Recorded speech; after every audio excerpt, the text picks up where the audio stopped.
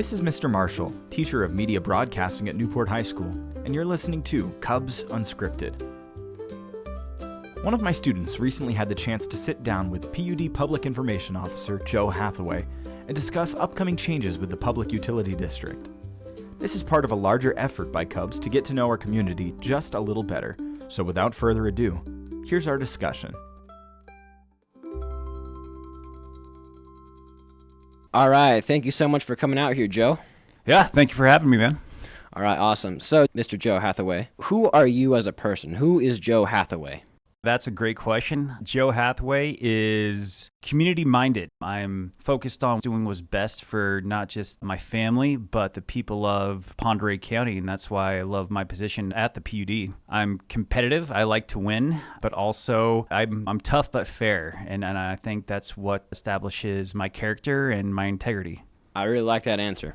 So, what are your job responsibilities as a public information officer? Yeah, great question, Markus. My main responsibilities as the public information officer for the PUD are the external and internal communications for the PUD. So, messaging on safety and reliability, billing, any questions that really the public is wanting to know information on, and any tips and other focuses and features that the PUD provides. I also do a lot of government affairs, so I keep in regular check with the city and county on issues that affect the PUD and therefore that affect the community as well. So a lot of it is public relations, most of it is communications, and that is via the radio.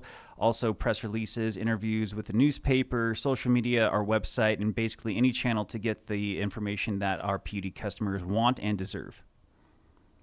Did you come prepared with these answers? Just practice. What does a typical day look like as a public information officer at the PUD? It varies really depending on the time of the year and what's really happening. Some days I'll wake up, especially during a winter storm, and there could be a multitude of outages. So what I do is I keep in close contact with our system dispatchers, and they're at the PUD 24/7, 365 monitoring the PUD system. So if there is a large outage, they'll contact me to make sure I get the communications out that we are aware of an outage and we are sending crews to respond to that and to get the power back on. The days I prefer is when we don't have outages, of course, and that's usually looking at what kind of messaging we want to get out to our customers, whether that be energy efficiency, safety, billing issues, any questions that may arise. And I have a great team that I speak with on a daily basis to see what kind of issues we need to tackle and what kind of communications we need to get out there. So what I love about my job is every day is different. Part of my job as a public information officer is crisis control. We could have multiple outages or a fire or something, which doesn't typically happen, but we have to be prepared for any kind of emergency and respond accordingly. You just have to prepare for everything in my role. Another aspect is informing customers of the programs that we have and what we're doing to benefit the customers and the communities. As a public utility district, we are owned by the community.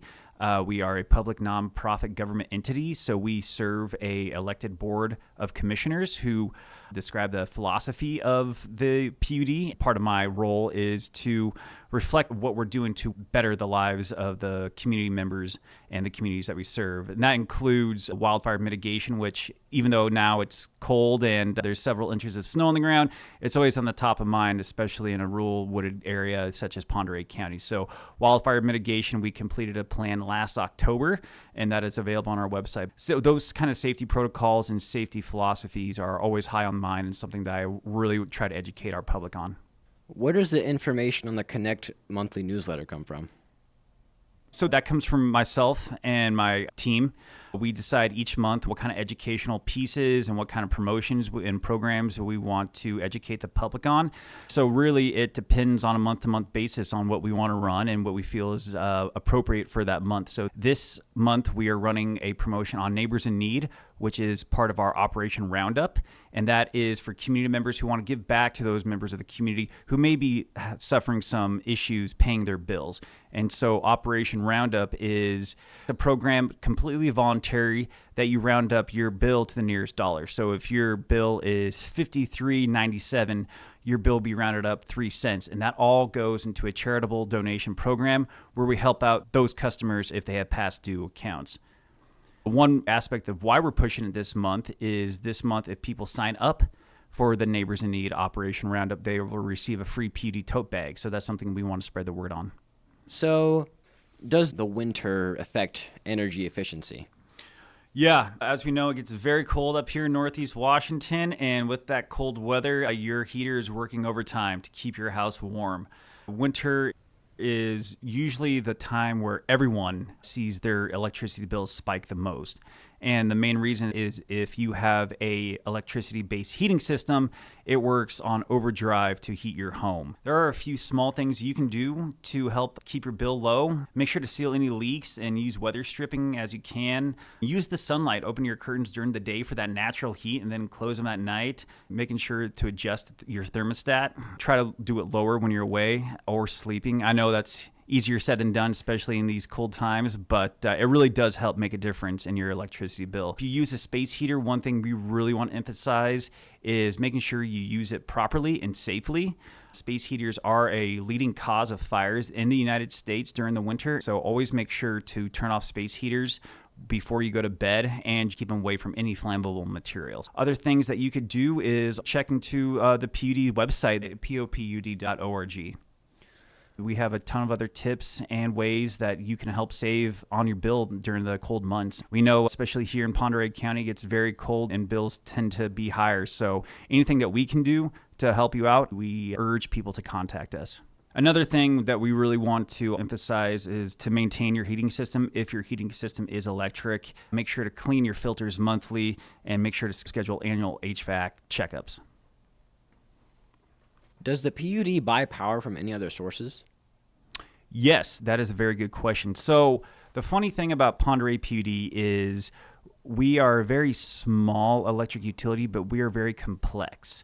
So we have Box Canyon Dam, which produces clean, carbon-free hydroelectricity. We actually sell that to the market and buy that power back. That is just to keep the rates lower for our customers. The market dynamics change constantly, especially on the western side of the United States. And so electricity prices fluctuate every day.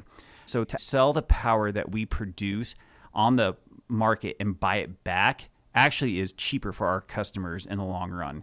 It's complex, but it is a way where we keep our bills and rates down. We also buy power from Boundary Dam, which is in the north part of the county by the Canadian border. That is actually owned by Seattle City Light. But part of the deal that we have, and this was a contract signed decades ago, is that we get to buy power at a discounted rate. So that also helps. Buying that power from Boundary, which is also clean, renewable hydropower, that keeps the electricity rates down. So last year, during the January cold front, our peak demand skyrocketed. So we had to go outside and buy extra power from Bonneville Power, which is a power marketer that sells powers from dams all across the western United States, especially the Columbia and Snake Rivers. We had to buy some of that power to make up for that demand. It is very complex, but we have a great staff, and especially on the power marketing and power managers, they know what they're doing, and they're doing everything they can to make sure that the power we buy is not only clean, but affordable for our residents. What makes this PUD stand out from all the other PUDs in the state? That's a great question. I think just because of the complex nature of our electric system and how remote we are, but also how much of a tight-knit community. The PUD was established back in the 1930s, and it is always felt because we are publicly owned. Everyone is an owner. Everybody has a stake in what happens in the PUD, and they do that through the elected Board of Commissioners. So everybody has a voice through those elected Board of Commissioners. Our board meetings, everyone is invited to attend. There is a public comment session. If there's questions or concerns our customers have, they're more than free because they're owners of the PUD. They can come express their concerns and try to get answers that they're looking for. So I think that makes us stand out from other utilities, and just the sense of community that we have. Most of our employees live and work here in the community. They're ratepayers as well, but they're also community members. They're coaches, they're teachers, they're volunteers. They umpire ball games. So our employees at the PUD are part of the community as well, and that's what makes it feel like a family, especially here in a small county like Pend Oreille. Okay. Are there any programs available to veterans or senior citizens? We are currently working on programs for veterans, but there are programs for senior citizens to get bill assistance. And so if there are senior citizens out there listening to this, I would encourage you to contact the PUD and see what's available. Word on the street says there's a rate increase recommendation. What does that entail exactly? Yeah, great question. At the February 4th board meeting, after a comprehensive financial analysis and public outreach initiative that started way last year, the PUD staff officially recommended a 4.25% rate increase for electric service to the Board of Commissioners. An average customer uses about 1,500 kilowatt hours. That'd be about a $5 increase to their monthly rate. So not a whole lot. Right now, we charge about 6.23 cents per kilowatt hour.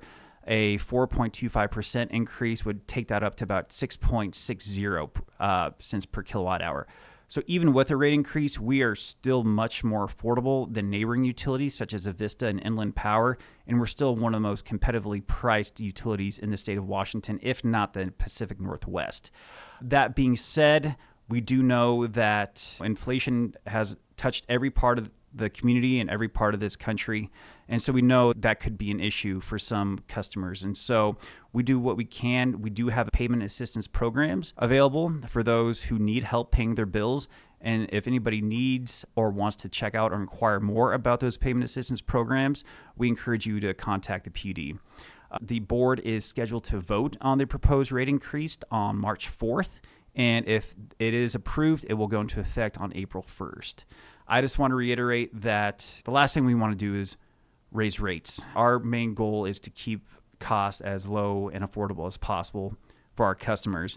But the last time the PUD raised rates was in 2022, and since then inflation has skyrocketed and we've had to eat those costs. And this financial analysis that we conducted shows that without a small rate increase, then we'll be bleeding money and facing severe financial difficulties here in the near future. And so that is the background of why we are proposing this rate increase. Another thing, especially here in Pend Oreille County, is with winter storms come down trees and down lines. If you see a down power line, stay away from it, at least 35 feet back, and call us at the PUD immediately.